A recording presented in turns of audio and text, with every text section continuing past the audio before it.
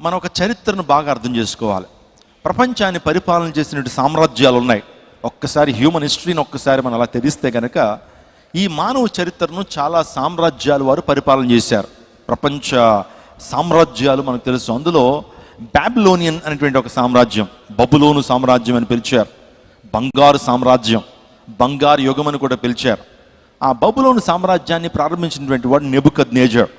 నేను చరిత్ర చెప్తున్నానండి, బైబిల్లో చరిత్ర అంటే మీరు బయట కూడా చరిత్రను చూస్తే కనుక ఇదే చరిత్ర పుస్తకాల్లో కనబడుతుంది.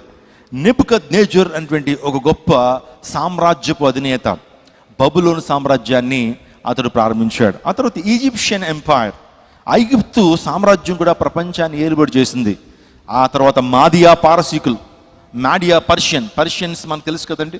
పర్షియన్లు కూడా భారతదేశానికి వచ్చారు. వాస్తవానికి వారు సింధు నదీ పరివాహక ప్రాంతాల్లో కొంతమంది ప్రజలు నివసించేటువంటి వారు. ఎక్కడైతే నది ఉంటుందో నదీ పరివాహక ప్రాంతాల్లో ప్రజలు ఉంటారండి. ఎందుకంటే నది ఎక్కడైతే ఉంటుందో పంటలు బాగా పండుతాయి, నీరు దొరుకుతుంది. కాబట్టి పూర్వదినాల నుంచి కూడా నది ప్రక్కన ఎక్కువగా ప్రజలు ఉంటూ ఉండేటువంటి వారు.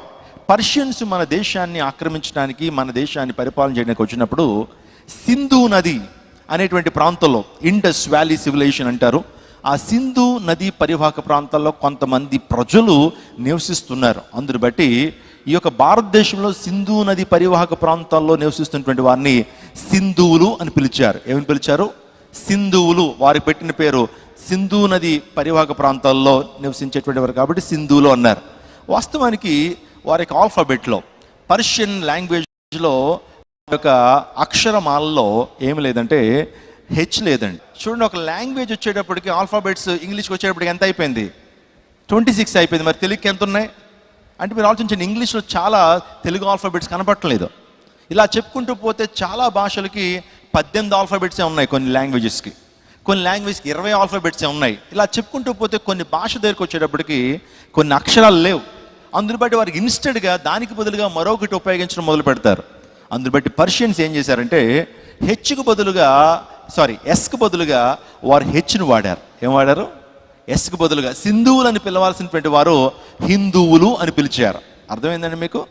పర్షియన్స్ వాస్తవానికి వారు సింధువులు అని పిలవాల్సినటువంటి వారి భాషలో ఏమి లేదు, ఎస్ లేదు. కాబట్టి ఎస్కి బదులుగా ఏం పెట్టారు? హెచ్ పెట్టి హిందువులు అని పిలిచారు. అలా హిందువులు అనేటువంటి వారు మన భారతదేశంలో వచ్చినట్లుగా మనం చూస్తూ ఉంటాం. అంతేగాని హిందువులు అనేటువంటి మాట ఏ పురాణాల్లో కానీ ఏ ఉపనిషత్తుల్లో కానీ హిందువులు అనేటువంటి మాట లేదు. పర్షియన్స్ తీసుకొచ్చి ఈ పేరు పెట్టారు తప్పించి దానికి ఏ విధమైనటువంటి ఆ చారిత్రాత్మక ఆధారాలు కానీ, వాటికి ఏ విధమైనటువంటి పుస్తకాల్లో ఉన్నటువంటి ఆధారాలు కానీ లేవు. పురాణాల్లోనూ, ఆ తర్వాత మనకు తెలుసు హైందవ మత గ్రంథాల్లో ఆ మాట లేనే లేదు.